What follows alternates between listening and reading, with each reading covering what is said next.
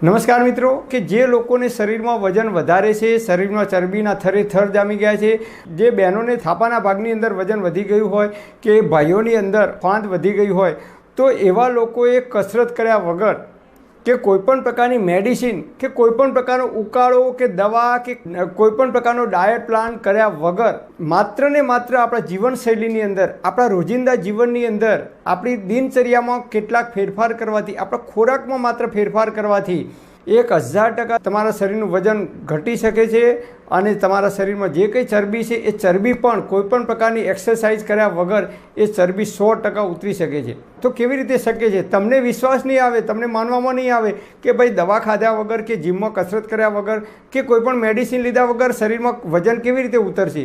જી હા મિત્રો, તમે જુઓ, જે લોકો જીમમાં કસરત કરવા જાય છે એ લોકો જ્યાં સુધી જીમમાં કસરત કરે છે 3 મહિના કે 4 મહિના, ત્યાં સુધી એમના શરીરમાં વજન ઘટે છે 5 કિલો કે 10 કિલો. જ્યારે એ કસરત કરવાનું બંધ કરે છે કે જીમમાં જવાનું બંધ કરે છે કે તરત જ મહિના 2 મહિના પછી ધીરે ધીરે શરીરનું વજન વધવા લાગે છે. તો કેમ આવું થાય છે? તો શું આખી જિંદગી આપણે આમ કસરત જ કરવાની છે વજન ઘટાડવા માટે? ના. શું આખી જિંદગી આપણે જીમમાં જ જવું પડશે વજન ઘટાડવા માટે? ના. શું આખી જિંદગી આપણે ઉકાળા પીવાના છે, આયુર્વેદિક દવાઓ કરવાની છે કે મેડિસિન ખાવાની છે વજન ઘટાડવા માટે? ના. તો જો તમારે કોઈપણ પ્રકારની મેડિસિન ખાધા વગર, કસરત કર્યા વગર કે જીમમાં ગયા વગર તમારે જો વજન ઘટાડવું હોય તો એનો હું તમને અદ્ભુત ઉપાય બતાવું, જે આયુર્વેદમાં ચરક ઋષિએ, ચરક સંહિતામાં અને ભાગવત ઋષિએ અષ્ટાંગ હૃદય નામના ગ્રંથની અંદર એનો ઉલ્લેખ કરેલો છે, એનું પ્રમાણ આપેલું છે. તો સૌથી પહેલાં આપણે જોઈએ કે શરીરમાં ચરબી એટલે કે વજન કેમ વધે છે. તો બહેનોને આપણે જોઈએ તો થાપાના ભાગ ભારે થઈ જાય છે અને ભાઈઓને જોઈએ તો પેટની હોડી એટલે કે ફાંદ બહાર આવે છે. તો શરીરમાં ચરબીના થરે થર કેમ જામી જાય છે, કેમ શરીરમાં વજન વધે છે? તો એનું કારણ માત્ર ને માત્ર એક જ છે કે આપણે ફાઇબરવાળા ખોરાક ઓછા ખાઈએ છીએ. હવે ફાઇબર એટલે શું? તો કાર્બોહાઈડ્રેટ. કાર્બોહાઈડ્રેટને 3 ભાગમાં વહેંચી શકાય. એક છે સ્ટાર્ચ, બીજું સુગર અને ત્રીજું છે ફાઇબર. તો જે સ્ટાર્ચ અને સુગર છે એની અંદર ભરપૂર પ્રમાણમાં આપણને કેલરી મળે છે અને એ કેલરીના કારણે આપણા શરીરમાં વજન અને ચરબી વધી શકે છે. જ્યારે ફાઇબર છે એ ફાઇબરનો ઉપયોગ કરવાથી શરીરમાં ક્યારેય વજન વધતું નથી કે શરીરમાં ફેટ વધતા નથી. તો કેમ નથી વધતા? તો ફાઇબર એટલે શું અને ફાઇબર કેવા ખોરાકમાંથી આપણને મળે છે?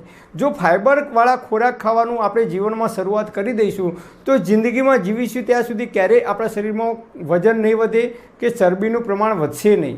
તો ફાઇબરવાળા ખોરાક એટલે શું? કયા કયા ખોરાકને ફાઇબરવાળા ખોરાક કહી શકાય? અને ફાઇબરવાળા ખોરાક ખાવાથી કેમ શરીરમાં વજન વધતું નથી? તો નંબર 1, આપણે સ્ટાર્ચ અને સુગરવાળા જો ખોરાક ખાઈએ તો એમાં ભરપૂર માત્રામાં કેલરી મળે છે. આજકાલ બેઠાડું જીવન અને વ્હાઇટ કોલર જોબના કારણે વધારે પડતી કેલરીવાળા આપણે ખોરાક લઈએ તો એ વધારાની જે કેલરી છે એને આપણું લીવર છે એ ચરબીમાં રૂપાંતર કરે છે, જેના કારણે આપણા શરીરમાં ધીમે ધીમે ચરબીના થર જામવાની શરૂઆત થઈ જાય છે. ફાઇબરવાળા ખોરાક ખાવાથી શરીરમાં ચરબીનું પ્રમાણ ક્યારેય વધતું નથી. કેમ? ફાઇબરમાંથી 0 કેલરી મળે છે. અને નંબર 2, ફાઇબરનું શરીરમાં ધીમે પાચન થાય છે. ખૂબ સમય લાગે છે એનું પાચન થતાં, એટલે એ વધારે જગ્યા રોકે છે, જેના કારણે આપણને જલ્દીથી ભૂખ લાગતી નથી. અને નંબર 3, એ ફાઇબર છે એ શરીરમાં ધીમે એનું પાચન થાય છે, એટલે એની અંદરથી જે ગ્લુકોઝ રિલીઝ થાય છે એ ખૂબ ધીમે થાય છે, જેના કારણે ડાયાબિટીસને કંટ્રોલ કરવામાં મદદરૂપ થાય છે અને કોલેસ્ટ્રોલને કંટ્રોલ કરવામાં મદદરૂપ થાય છે. અને નંબર 4, ફાઇબર છે એનું પાચન થતું નથી, એટલે જઠરમાંથી નાના આંતરડામાં જાય છે. નાનું આંતરડું આપણું 21 ફૂટ લાંબુ છે, એટલે નાના આંતરડામાં જે કંઈ ગંદકી ભરાઈ હોય એ તમામ ગંદકીને સાફ કરવામાં ફાઇબર ખૂબ અદ્ભુત કામ કરે છે. અને આપણે ચાવ્યા વગર જે કંઈ ખોરાક ફટાફટ ઉતારી દીધો હોય એ ખોરાકને પણ ફાઇબર છે ધીમે એ ખોરાકને બહાર કાઢવામાં મદદરૂપ થાય છે. આયુર્વેદમાં ફાઇબરને આપણા શરીરનો સફાઈ કામદાર કહેવામાં આવે છે. એટલે આપણે ખોરાકની અંદર નિયમિત રેગ્યુલર જો ફાઇબરવાળા ખોરાક લેવાનું ચાલુ કરીશું તો આપણા આંતરડામાં જે કંઈ ગંદકી છે દૂર થાય છે. એટલે કે જે લોકોને કબજિયાત છે, વર્ષો જૂની કબજિયાત છે, કબજિયાતનો પ્રોબ્લેમ છે, એમને ખૂબ વરદાનરૂપ સાબિત થાય છે. ડાયાબિટીસવાળાને પણ વરદાનરૂપ સાબિત થાય છે અને જે લોકોને કોલેસ્ટ્રોલનો પ્રોબ્લેમ છે એમને પણ એ વરદાનરૂપ સાબિત થાય છે. ફાઇબર ખાવાથી જલ્દીથી ભૂખ લાગતી નથી, એટલે આપણે બીજો ખોરાક જલ્દીથી ખાતા નથી.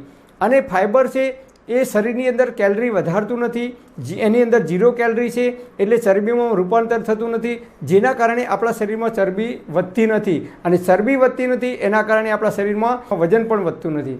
તો ફાઇબર કેવી રીતે ખાવું જોઈએ અને કયા ખોરાકમાં ફાઇબર મળે છે? આજકાલ તમે જુઓ તો આપણે ફાઇબર વગરના ખોરાક ખાવાનું શરૂઆત કરી દઈએ છીએ. નંબર 1, પેકિંગવાળું દૂધ આપણે ખાઈએ છીએ, જે પાવડરવાળું કદાચ આવે છે કે ભેળસેળવાળું આવે છે, તો એ ખાવાનું આપણે ઓછું કરવું જોઈએ. નંબર 2, ઘઉંની રોટલી કે ઘઉંની ભાખરી, એની અંદર કેલરી વધારે હોય છે અને ફાઇબર ઓછું હોય છે. Number 3, pizza, burger, sandwich, noodles, Maggi, આ બધા જ જે ખોરાક આપણે ખાઈએ છીએ કે બેકરીવાળી જે આઇટમો ખાઈએ છીએ, ટોસ હોય, ખારી હોય, બિસ્કિટ હોય કે બ્રેડ હોય, એ બધી જ વસ્તુઓમાં ફાઇબર બિલકુલ ઓછું હોય છે અને કેલરી વધારે હોય છે.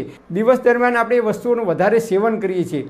પેકિંગવાળા આપણે ખોરાક વધારે ખાઈએ છીએ, જંક ફૂડ આપણે વધારે ખાઈએ છીએ, એની અંદર વધારે પ્રમાણમાં કેલરી હોય છે.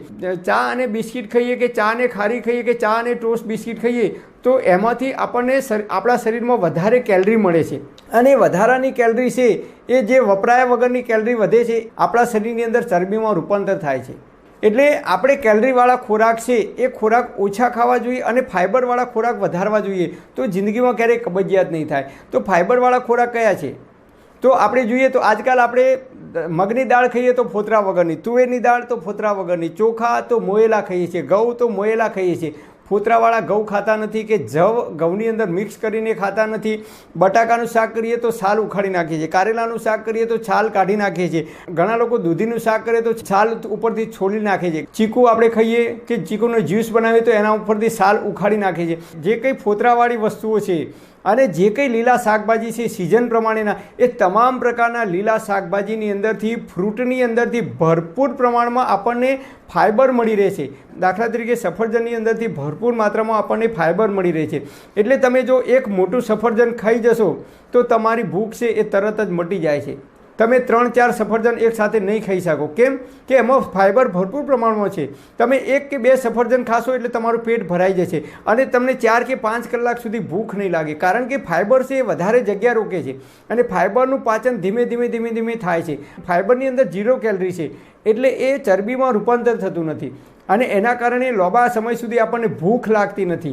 એટલે આપણે વધારે ખોરાક ખાતા નથી અને વધારે ખોરાક ના ખાઈએ તો આપણા શરીરમાં ચરબીનું પ્રમાણ વધતું નથી. એટલે ફાઇબરનો હંમેશા આપણે ખાવાની અંદર ઉપયોગ કરવો જોઈએ. તો દિવસ દરમિયાન જે કંઈ શાકભાજી સિઝનેબલ આવે છે, સિઝન પ્રમાણે, ઋતુ પ્રમાણેની, એ લીલી શાકભાજી, એ ટામેટું હોય, કાકડી હોય, ગાજર હોય, મૂળા હોય, લીલા પત્તાવાળી ભાજી આવે છે, કોથમી હોય, મેથી હોય, તદળજાની ભાજી હોય, એ દરેક જે કંઈ લીલી શાકભાજી આવે છે, એટલે કે જે કંઈ સિઝન પ્રમાણેના ફ્રૂટ આવે છે અને લીલી અને તાજી શાકભાજી આવે છે, એ કાચી દિવસ દરમિયાન આપણે એ આપણા ખોરાકની અંદર ખાવાનું ચાલુ કરવું પડે. નિયમિત આપણે ખોરાકની અંદર જો એક શાકભાજી અને ફ્રૂટ ખાવાનું ચાલુ રાખીશું તો આપણો ખોરાક છે એ જે કંઈ દાળ ભાત શાક રોટલી સમોસા કચોરી જે કંઈ આપણે ખાઈએ છીએ એ ખોરાક 50% ઓટોમેટિક ઓછો થઈ જશે. તો આપણા શરીરની અંદર ફેટ જે ચરબી વધે છે એ ચરબી નહીં વધે. લીલા શાકભાજી કે ફ્રૂટ ખાવાથી આપણા શરીરમાં એનું ખૂબ ઝડપથી પાચન થાય છે અને એ ચરબીમાં ક્યારેય રૂપાંતર થતું નથી. એટલે આપણે કોઈપણ પ્રકારનો ડાયટ પ્લાન કરવાની કોઈ જરૂર નથી.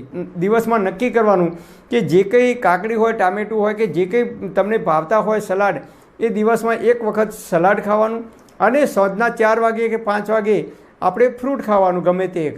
તો સિઝન પ્રમાણેના અલગ અલગ ફ્રૂટ જો નિયમિત આપણે ખાવાનું રાખીશું અને લીલા અને તાજા શાકભાજી ખાવાનું જો નિયમિત રેગ્યુલર જીવીએ ત્યાં સુધી ખાવાનું રાખીશું તો આપણે જે કંઈ ખોરાક કહીએ છીએ દાળ ભાત શાક રોટલી, એ 50% ખોરાક આપણો ઓટોમેટિક ઓછો થઈ જશે, કારણ કે આપણને ભૂખ નહીં લાગે. જેના કારણે આપણો ખોરાક ઓછો થઈ જશે તો એમાંથી કેલરી ઓછી મળશે અને કેલરી ઓછી મળશે તો એ જરૂર પૂરતી કેલરી છે એ આપણા શરીરને મળશે તો એ આપણે જે કંઈ કામ કરીએ છીએ એમાં વપરાઈ જશે. તો આપણે આ રીતે ફાઇબરવાળા ખોરાક ખાવાનું ચાલુ રાખીશું તો જ્યાં સુધી જીવીશું ત્યાં સુધી તંદુરસ્ત અને નિરોગી રહી શકીશું અને શરીરમાં ચરબીના જે ચરબી અને વજન વધે છે એ ચરબી અને વજન ક્યારેય વધશે નહીં. એની સાથે 3 નિયમો યાદ રાખવાના. બરાબર કકડીને ભૂખ લાગે ત્યારે જ ભોજન કરવું અને ભૂખ કરતાં ઓછું ખાવું અને જમવાના 1 કલાક પછી પાણી પીવું. ખોરાક ખાધા પછી 1 કલાક પછી તમારે કોઈ પણ હળવું કામ કરવું, સવારે ઉઠીને હળવી કસરતો કરવી અથવા નિયમિત અનુલોમ વિલોમ પ્રાણાયામ તમે 15 મિનિટ સવારે કરી શકો છો અથવા 6 વાગે પણ તમે અનુલોમ વિલોમ કરી શકો છો. તો આ રીતે જો જીવનમાં હળવી કસરતો નિયમિત આપણે રેગ્યુલર કરીશું તો શરીરમાં ક્યારેય ચરબી જમા નહીં થાય. કારણ કે જે કંઈ કેલરી વધારાની જમા થાય છે એ આપણે કસરત કરીએ અથવા દરરોજ ચાલવા જઈએ તો એમાંથી એ કેલરી છે એ ધીમે ધીમે ઓછી થઈ જાય છે. પણ વધારે પ્રમાણમાં કેલરી જમા થાય એવા ખોરાક ક્યારેય ખાવાના નહીં. તો જ આપણા શરીરમાં જે વજન છે એ વજન કંટ્રોલમાં રહી શકશે અને ચરબી નહીં વધે. રેસાવાળા ખોરાક, ફાઇબરવાળા ખોરાક ખાવાનું આપણે ચાલુ કરીશું તો જિંદગીમાં જીવીશું ત્યાં સુધી ક્યારેય આપણને શરીરમાં ચરબી નહીં વધે કે વજન નહીં વધે. પરમપિતા પરમાત્મા આપ સર્વેને તંદુરસ્ત અને નિરોગી રાખે એવી હૃદયપૂર્વક મારી પ્રાર્થના. Thanks for watching my video. Thank you.